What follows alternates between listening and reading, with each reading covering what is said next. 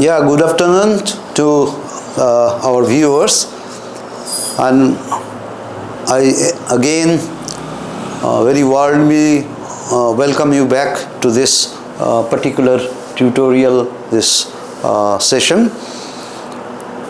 YouTube, online YouTube platform. And today, in fact, we are meeting after a long time because I was busy elsewhere. So that is why I could not continue that the last part of the disinfection, chapter. While discussing the disinfection, this one, the initial, possibly three, lecture, this videos or tutorials we have already taken, and in that let me just quickly lower the temperature, right?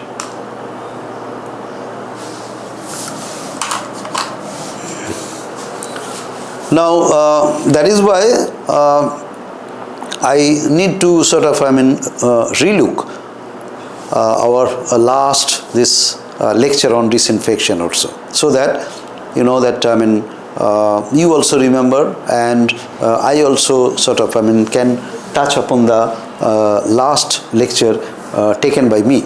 Okay, so there actually we were discussing that the simple or plain chlorination also there, and these are already recorded, and how to sort of find out the chlorine demand and what is meant by residual chlorine or so, because as you know that, as I have already told, that the chlorine has got a very striking advantage as disinfectant, that is it leaves the residual effect also. So that is why it can take care of the recontamination also in the pipeline, which is very very common in country like ours, where continuous the water supply system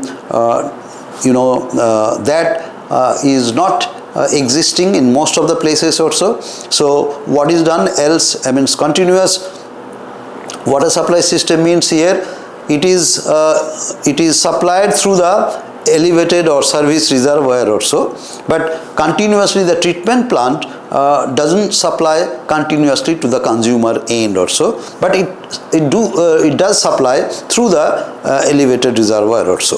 Okay, now for such cases the residual effect is important, because you see that when you are dosing at the point of chlorination, that I am coming just a little later, so there actually you see that that if it is too much, then it would be expensive, the dosing of chlorine at the very starting point after the treatment also, that means in the delivery line also.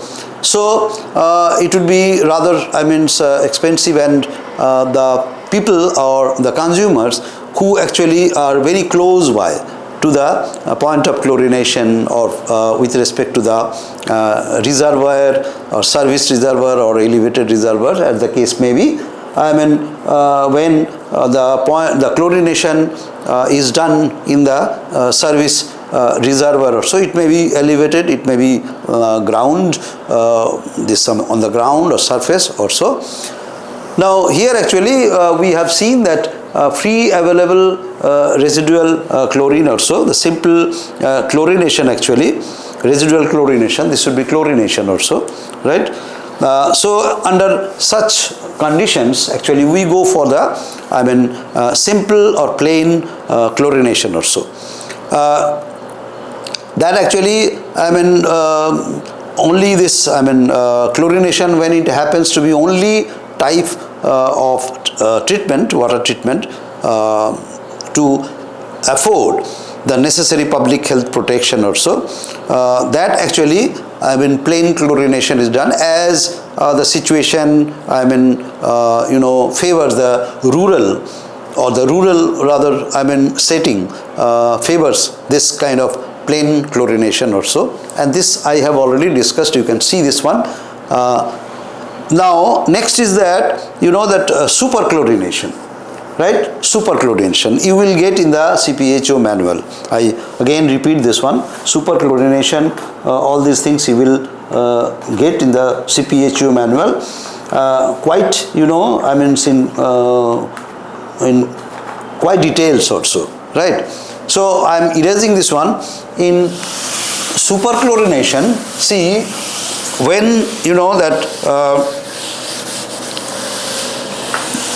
there is an emergency situation of that waterborne outbreak of the waterborne diseases like cholera or jaundice or dysentery or so, then in that case superchlorination is warranted, is very much needed. So one is that when there is an emergency or so,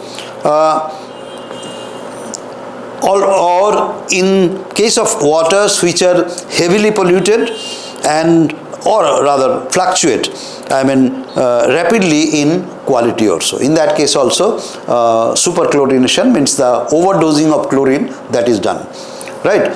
As such, as I have already told, I just repeat in this context that the chlorine residual should not be very high also. It should be, as I have already told, that 0.2 to 0.3 or so, right?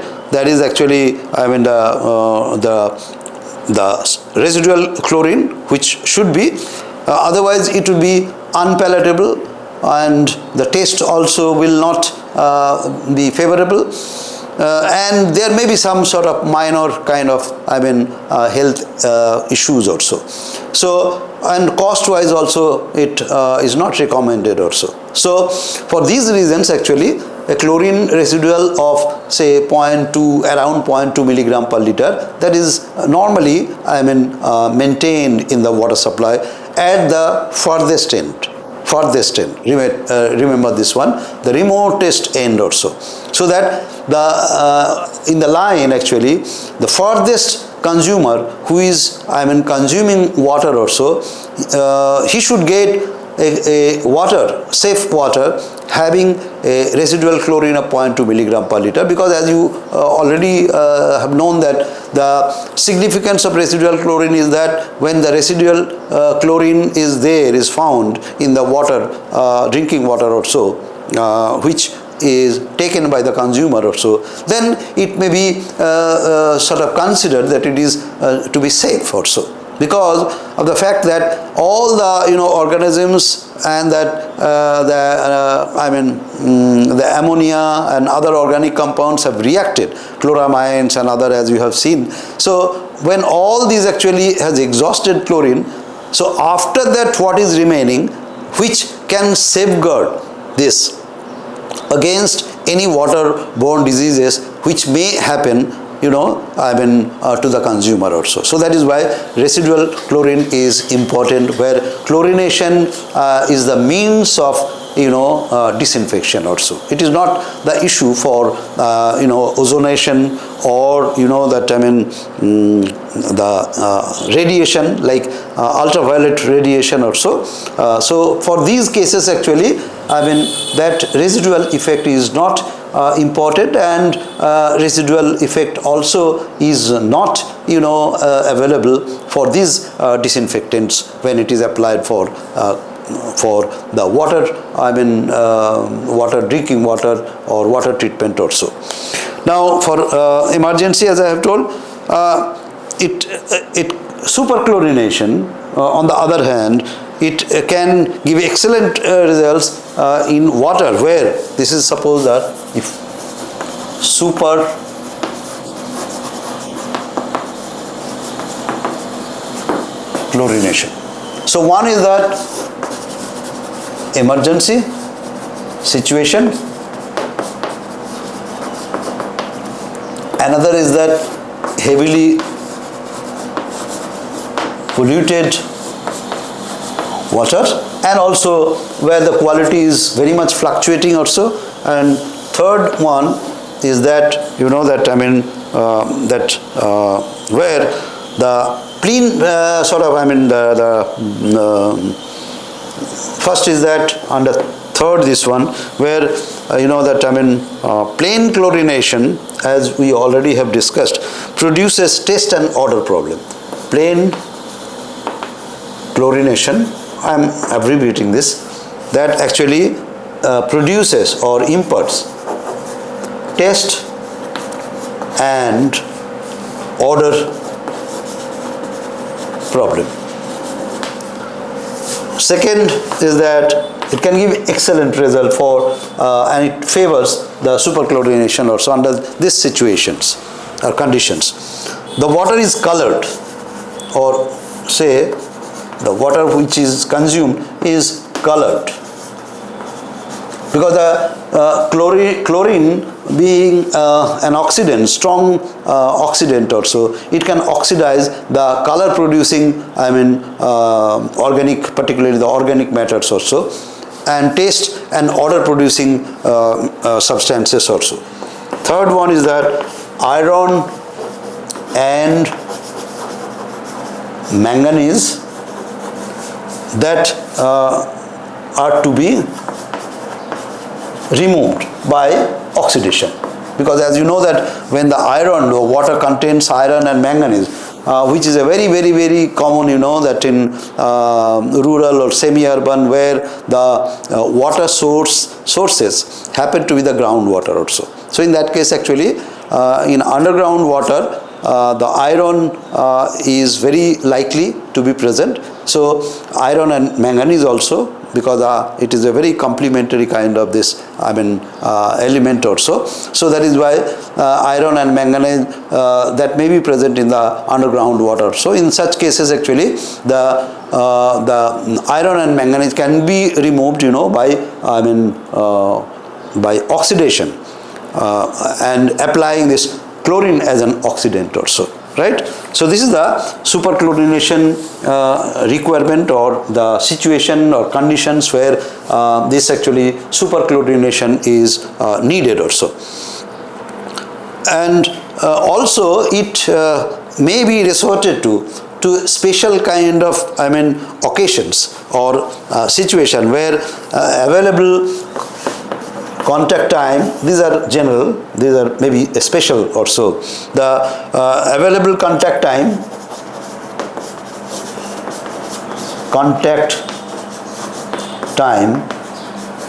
is very limited in the pre-chlorination stage. In the pre-chlorination stage. So we have, I think, already discussed that what is, you know, I mean, pre-chlorination, post-chlorination or so. If I sort of, I mean, go back, you can see that the points of chlorination also. So I am coming later, little later after this discussion. So pre-chlorination means before the water treatment, you know, I mean, starts. So that actually before it enters into the water treatment plant also for the treatment, then the chlorination, which the purposes I am coming later. What is the objectives of this, or what are the objectives of pre-chlorination also, that I am coming. So pre-chlorination means it is done, you know, that just before the treatment also. So that within the, I mean, you know, the treatment, course of treatment, the residual chlorine does not, you know, I mean, does not, or rather lack of or absence of residual chlorine does not allow the water to develop some algae and other things also. So to take care of that, actually during the course of treatment, pre-chlorination is done. Then the post-chlorination means after the treatment but before distribution also. Right, before distribution. I am coming later with little more details also. So there actually, I mean, where in the pre-chlorination stage, the contact time is very limited also. Then superchlorination can effectively destroy the, you know, that, I mean, relatively resistant organisms like viruses also, for destroying destruction of, because continuation of destruction of viruses and amoebic cyst. Amoebic cyst. Okay, and the dose of chlorination, dosage usually this is 10 to 15 milligram per liter or so, and with contact time with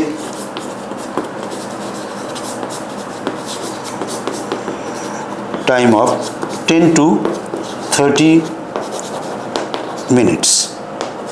Okay, and in that case actually when superchlorination under such conditions that is employed, then the dosage of chlorine is quite high, as you have seen, that 10 to 15 milligram per liter, which is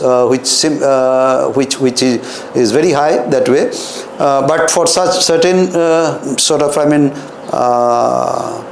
disease causing or pathogens also, including viruses or amoebic cyst also, this is required, because the normal chlorination that cannot destroy the viruses also, so that is more resistant type organisms, the pathogens also, so that is why they need actually high dosage of chlorine to destroy them fully.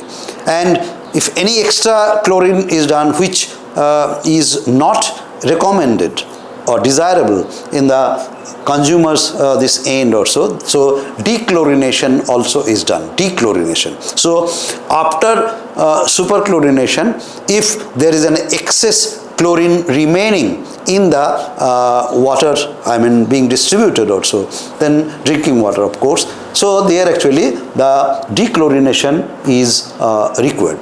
And how dechlorination is done, in fact, so next we will have the dechlorination, because this is already captured also, so I am not keeping this here on the board, right? Superchlorination, then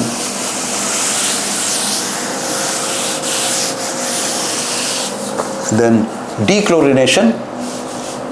Let me write in different this color also of chalk, so that it would be more prominent also.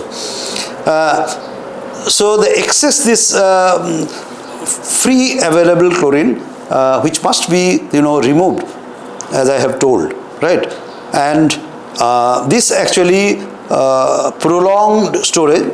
So one of the ways by which actually the dechlorination could be done, that is the prolonged storage. So methods of dechlorination, that is, number one is the prolonged storage,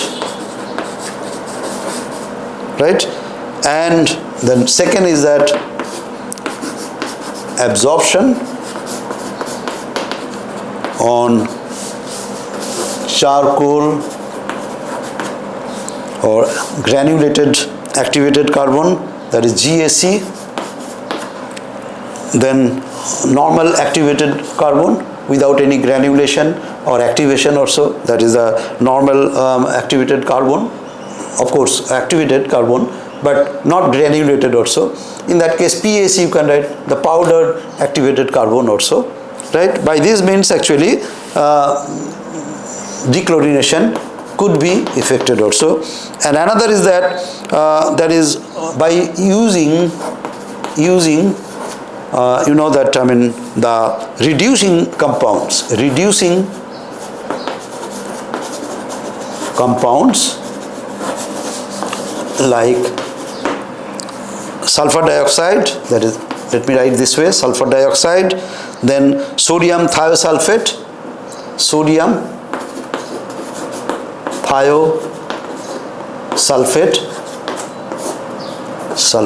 let me continue here,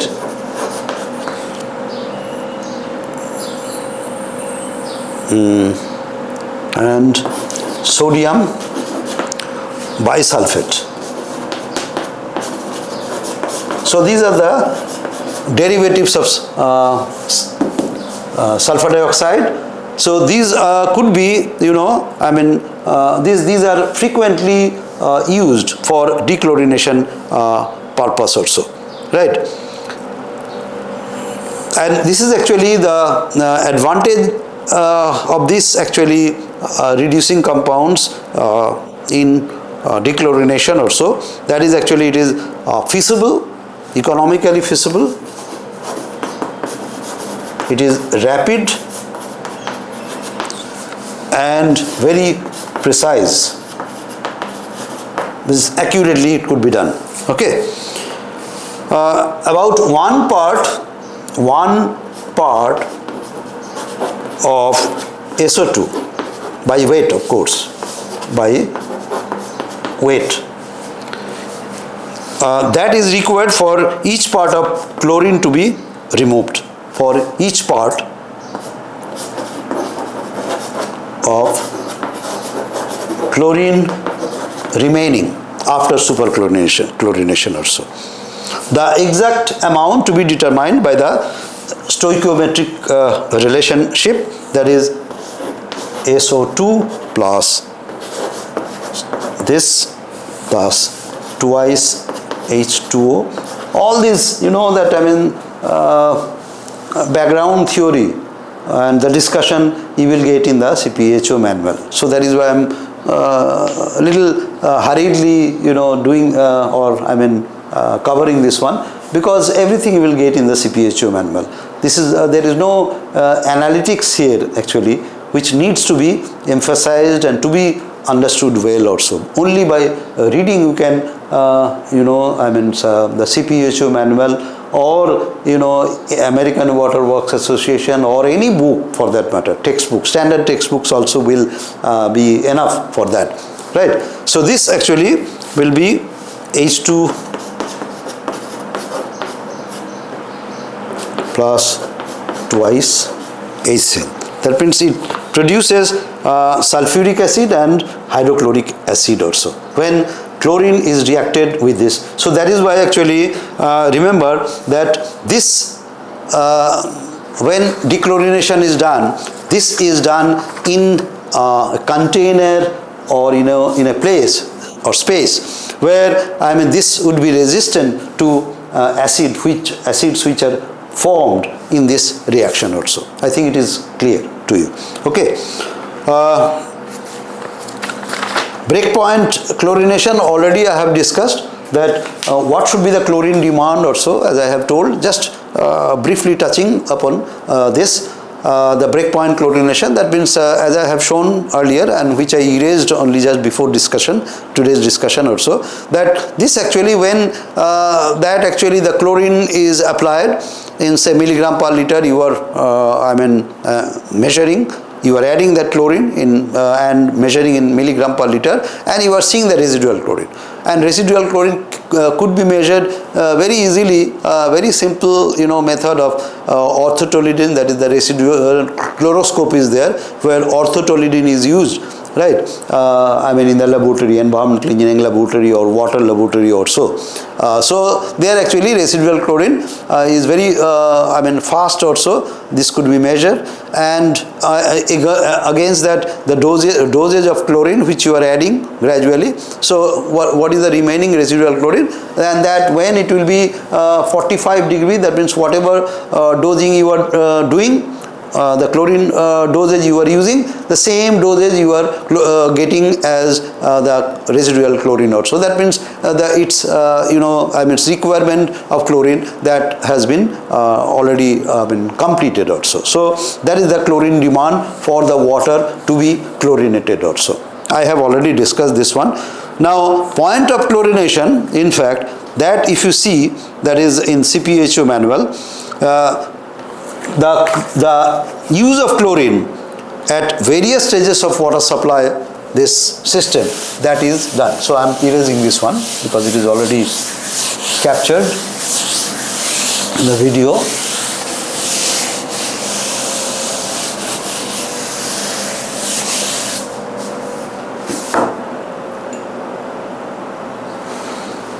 Now, points of chlorination. Points of chlorination. That means at which points you can apply chlorine also in the water distribution or water, not only distribution system, but entire water supply system. So that actually right from the raw water collection to the distribution, any point, convenient point or so, raw water, collection of raw water to the distribution of finished water. So in between there are many sort of places where you can possible or convenient this places and ways to chlorinate the water also. So collection stage, collection of raw water to distribution of this, right? Now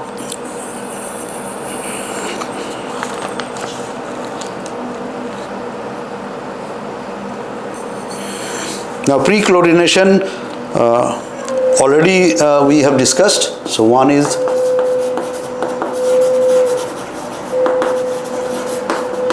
pre-chlorination is the application of chlorine to water prior to any treatment process. So this is already I have stated, prior to treatment. And wherever I use that treatment term, that means water treatment. Remember this. Okay.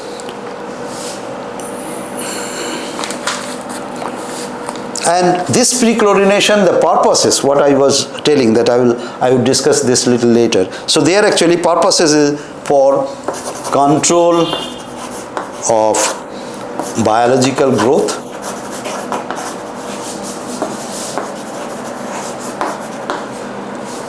in raw water conduits, in raw water conduits. Then promotion of improved coagulation, promotion of improved coagulation, or you can say enhancement of coagulation also.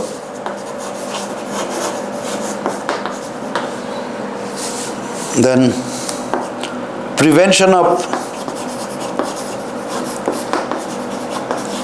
mud balls and slime growth. Slime itself is growth, means, right, biological growth also. Slime growth in filter units.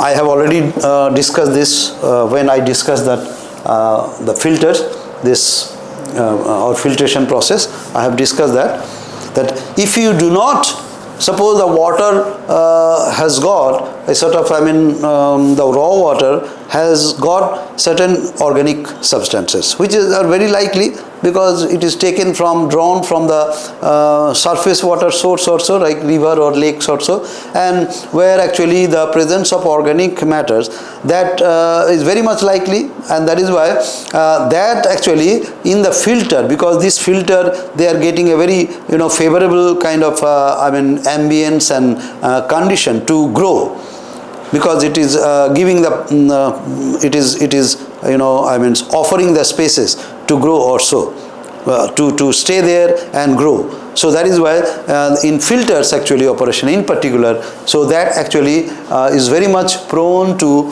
the growth of the slime also, biological growth, and that actually which hinders the process of filtration also. So that is why, and mud balls also will form in the filter. That also I have discussed earlier, that what is mud ball and how it is formed also. That also we have discussed, this one. So to circumvent or to reduce that problem or minimize the problem that is pre-chlorinated also, then reduction of taste, odor and color, and minimizing the post chlorination dosage. So these are the objectives of pre-chlorination. Okay, so I think you have understood that why this pre-chlorination is done, right? If it is not done and the water is drawn from the surface water sources also, then in that case there is every possibility, likelihood of the growth of this, the slime growth, there is the biological growth in the filter units. Then the taste and odor and color problem may still persist in the water being treated, and post-chlorination doses, so that after treatment that could be minimized also. So that also is one of the, one of the purposes. Promotion of improved coagulation, that also you have understood that when chlorination is done, many things are oxidized also. So to oxidize that, the substances also which may improve or enhance the coagulation, there also the chlorine actually may be used effectively also. And control of biological growth in raw water conduits also, the biological growth may take place, and which may corrode the pipe surface, inner pipe surface also, and block or choke the water flow or reduce the water flow also. So with that I am closing this. The pre-chlorination, the point of chlorination is just before any treatment of water, right? Then post-chlorination, so that already I have discussed, that is the post-chlorination.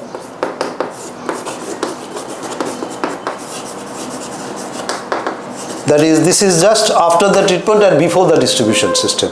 And this actually post-chlorination, as I have told earlier, that this is normally done in the clear water reservoir also. That means after filtration, the filtered water is collected, in a CWR, that is the clear water reservoir also, where disinfection is done, right? So that also I have discussed earlier. There is the baffled wall also inside the chlorine contact basin also. That means when the clear water reservoir actually happens to be, used for chlorination purpose, then baffled through baffled walls or so, that chlorination is done, so that to have a sort of longer detention period also, because for chlorination the contact time is dosage and contact time, both are important. If lesser dose but higher contact time, that may not be very much effective. On the other hand, when suppose the dosage is quite heavy but you are giving very brief time, insufficient, inadequate time also for being contacted also with the microorganisms also to be killed. So there also it may not be very much, or it will not be effective also. So that is why this is, the post-chlorination is done, so that it could maintain post-chlorination to maintain required quantity of, that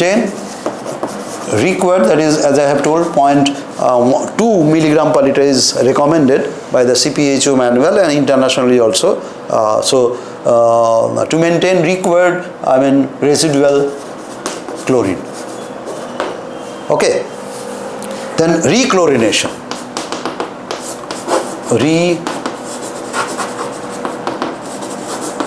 Chlorination. That is actually, if the distribution is long and complex, say, so many branches or so in the loop or so, then when it is long, then actually, as I have told, that to maintain a sort of residual chlorine, minimum residual chlorine of 0.2 milligram per liter at the farthest end or so, for which actually if you one time chlorination you do at the head end of the distribution system also, so that may not be very much practical also. The reasons I have already told you. So there actually you may sort of rechlorinate that. So maybe that service reservoir that may be there, right here. So where it is entering into that and going like that, right? So that actually, this is like that actually. Okay, so that the service reservoir or the booster pumping station, rechlorination, that is A, say in service reservoir, usually elevated also, so that to maintain a head at the downstream point also. B is that booster pumping station,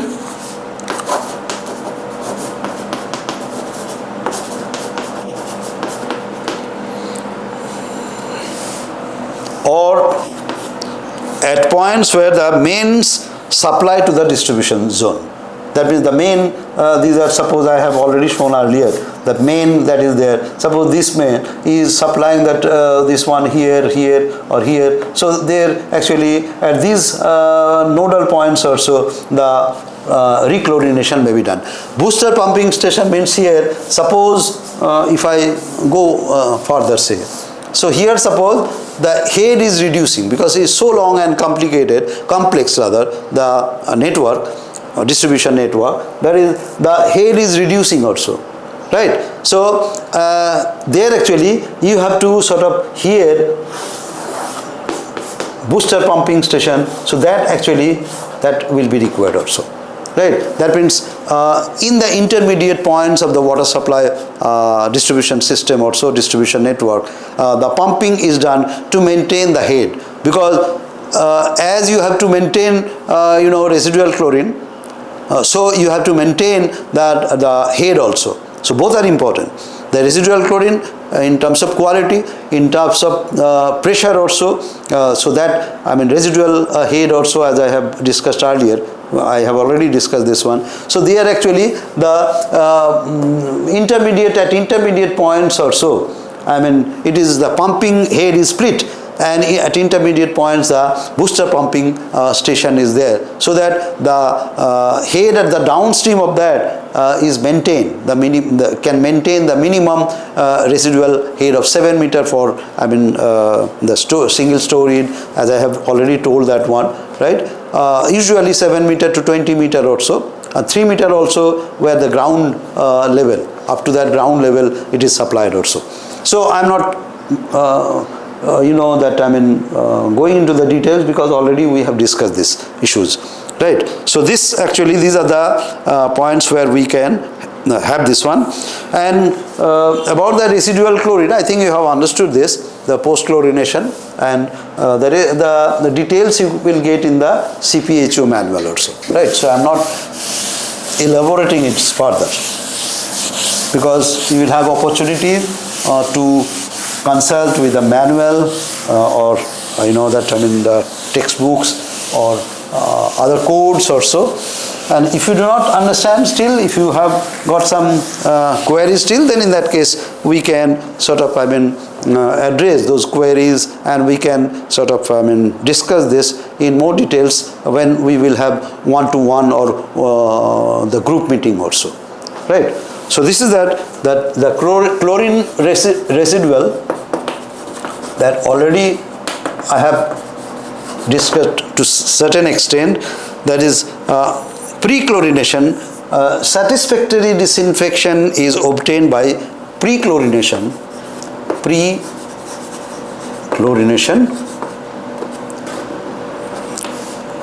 to maintain 0.3 to 0.4 milligram per liter of free available residual chlorine, say I am writing RC, residual chlorine, throughout the treatment, right? Throughout the treatment it is available, or 0.2 to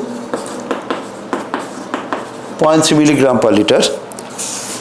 This at plants, that is water treatment plants, effluent, that is at the end of the treatment. Okay, at normal pH values, I am not talking here that if the pH changes to higher side or lower side, what would be the this one. So that is I am not discussing. So usually 10 to 30 minutes of contact time, already told, but more commonly we actually maintain a contact time in the distribution, this service reservoir also, that is 20 to 30 minutes, preferably 30 minutes or so, and accordingly the dosage should be given, so that when it is enoughly contacted in the point of chlorination also, so that it could it could result in the desired this residual chlorine also. Okay, now the water distribution or water borne diseases, like the causative agents or organisms that associated with the typhoid fever, dysenteries and various gastrointestinal disorders, cyst of Entamoeba histolica, which is the causative organisms for amoebic dysentery also, are not destroyed but are inactivated at a higher dosage of 0.5 milligram per liter of the free this residual chlorine also. So the normal chlorine, what I mean to say, the normal concentration of chlorine employed in the water works practice, that destroys the causative organisms associated with the typhoid fever or dysenteries or various gastrointestinal disorders also. But Entamoeba histolica, which is the causative organisms of amoebic this dysentery also, these are not destroyed at that or with that dosage also, which I have discussed. But for this, actually for destruction of those organisms, causative organisms, 0.5 milligram per liter of free residual chlorine is required. Although complete data are not available that what should be the recommended exact recommendation or so, but by trial it should be done.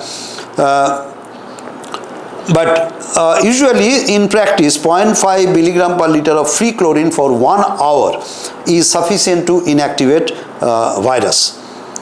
Even when the water, suppose that it was heavily polluted, originally polluted, so that may be considered as safe, the water, chlorine dosage also, that is 0.5 milligram per liter for 1 hour. That actually ensures the destruction of most of the viruses also. Clear?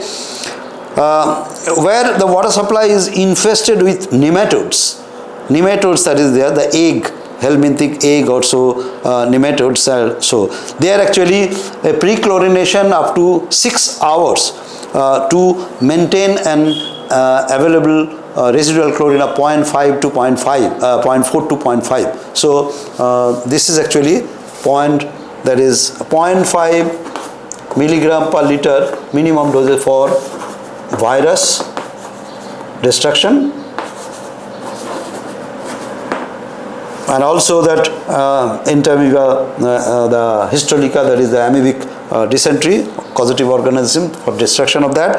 And here there is and here the 1 hour, that is the contact time is 1 hour.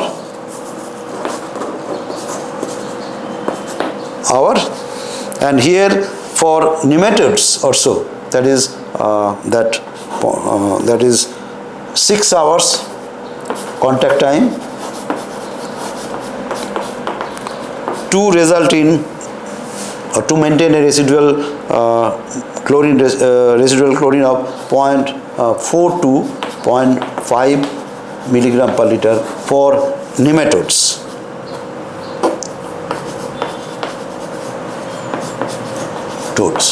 Or helminthic eggs. Okay, so this is about the chlorine residual, which you will get in more details in manual. And regarding this, application of chlorine, there is a separate, section, application of chlorine. There actually you will get this kind of chlorinator with absorption tower. That means chlorine is normally, that either in the bleaching powder, that is in powder form also. In rural water supply system, bleaching powder is a sort of, you can say that is the only way, you can say, to chlorinate the water, because the other mechanized system is not available in the rural settings or rural water supply system. So that is why bleaching powder that is there in the powder form. So what I am trying to say, the chlorine is available either in powder form as bleaching powder also, or liquid form also, or gaseous form. So usually these actually diagram which you see, that is also CPHEEO manual, it is clearly very clearly given. So there is a chlorine gas cylinder, and you like regulator in LPG also, here chlorine gas, but that is 1 ton normally, 1 ton this one, that is 1000 kg or so, right, 1 ton. So this actually total weight also. So there is a panel, there is an absorption tower also, the water is in supply, water to be chlorinated is entering here, it is entering here, mixed in the absorption tower, and then finally it is delivered through this hose also here, right, exit point. Here actually this is chlorination with the injector. That means through panel and all this system are same like that. And here the water supply is here. It is injector system or assembly of the injection system that is there. Injection tray also. Here it enters water supply, and from here it is chlorine is contacted here, and then finally the solution is delivered through hose also at this point, right? So water supply, chlorine, drain hose which needs to be drained sometime, vent hose, that means excess chlorine in gaseous form will exit from the system, and this is the solution which is supplied to the consumer's end also. Okay. So more or less we have come to the end. And chlorine, that means compound, the bleaching powder, as I have told, bleaching powder has the commercial brand has an available chlorine of 20 to 30% or so. That is 20 to 30 parts by weight of chlorine per 100 parts of weight of bleaching powder. So that is why bleaching powder that is in powder form of chlorine, that is rather less strong in terms of the chlorine content also, and also it is unstable, because that this is CA, bleaching powder, that is bleaching powder. Many times we give in the drains or around our housing complex or so that actually CaOCl, Cl. So this Cl actually free. So that is why actually the bleaching powder is quite unstable. That means it cannot be stored for long time also, and then its strength will be reduced also. So be careful about that. When you are using bleaching powder as the chlorination means also, then in that case you have to sort of, first thing is that you have to use a very dependable grade or brand of the bleaching powder, so that it contains 20 to 30% minimum of chlorine also, and it is not stored for long time also. Fresh bleaching powder should be used. And then But in, that, rural water supply system, particularly that in the hand pump, or you can say in well also. So they are perforated, earthen pots or ceramic pots also. This is actually packed with bleaching powder, and it is actually, it is downed with the help of rope or so, that actually down below the well also, below the water in the well, and also in the hand pump also, so that it could be disinfected properly. So those professionals, these engineers, I should say that civil engineers also, who are, assigned for this rural water supply system also, then it is very common, that to use the bleaching powder as the chlorination, right? Because there is no other, system which is viable or feasible in rural setting also. Now, the chlorine dioxide also, that is very, in gaseous form. The chlorine, the hypochlorite, that is in liquid form. The bleaching powder, that is the type of the chlorine which we normally use. Bleaching powder in solid form, right? This is number one, solid form of chlorine. Bleaching powder, liquid or solution form, that is, sodium hypochlorite,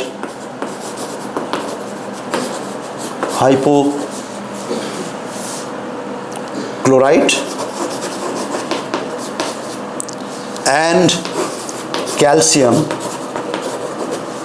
hypo, which we many time term as hypo, only hypo. So sodium hypochlorite or calcium hypochlorite, that is specially fortified or dependable brand of calcium hypochlorite, such as perchlorone or high test hypo or so, that contains 60 to 70% of chlorine. Okay. Now here, so generally 1 to 2% of chlorine solution,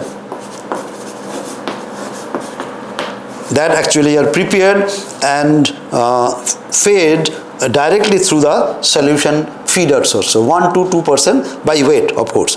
That is, that 1 to 2% of chlorine solution, that is actually percentage actually here 100 say cc volume, and what is that, say 1 gram per 100 cc or 100 ml also. So that actually is the percentage also. So 1 to 2% is usually that chlorine solution is prepared. Maximum 5% or so for mechanized system also. That also you will get this one. And chlorine dioxide, third one, chlorine dioxide, that is the gaseous form of chlorine. So this is unstable gas, and it is formed by reacting strong solution of chlorine. Strong solution means 7500 milligram per liter of chlorine at pH 3.5 with sodium chloride.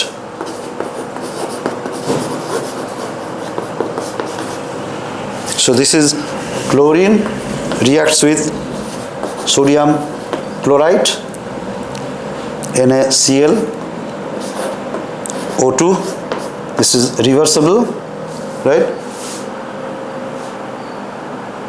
So that is twice Cl O2 plus twice NaCl. So this is actually the chlorine dioxide.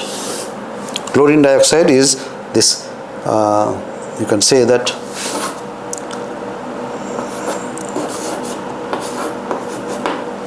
chlorine and oxygen, right? Here actually between pH 6 to 10, the bactericidal efficiency is relatively unaffected also by that. But if it is very high, I mean, so then it may matter. It does not combine with ammonia or most organic impurities before oxidizing them. Common dosage of chlorine dioxide ranges from common dosage is 0.2 to 0.3 milligram per liter. Okay.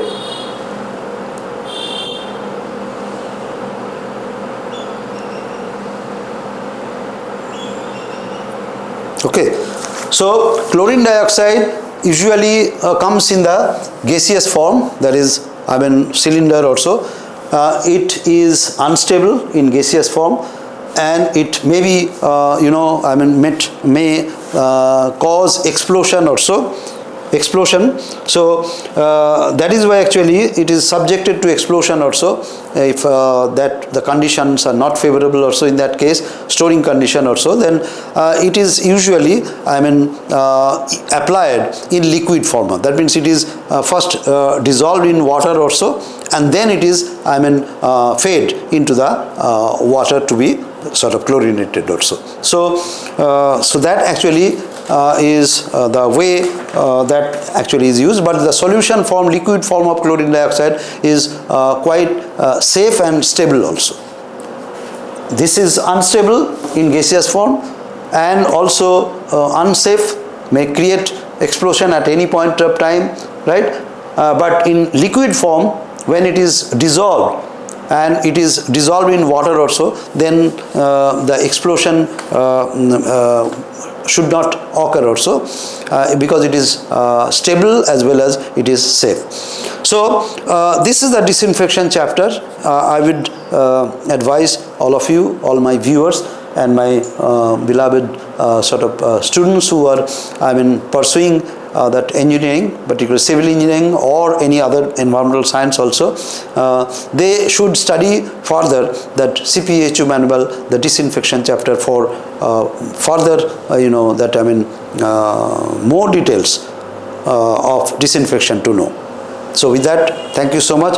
We will here, I mean, stop for this particular subject, and then we will, switch over to the next our subject to be offered, right, soon. So that will be for the competitive examinations. That means water and wastewater treatment. The examples will be solved, exercises will be given, keeping an eye to the competitive examinations like UPSC or, I mean, the other state government, this PACs and other competitive examinations also. Thank you so much. For GATE also. So that we will sort of, I mean, we are preparing the framework as well as the materials. So it will be started very soon, that one. Thank you so much.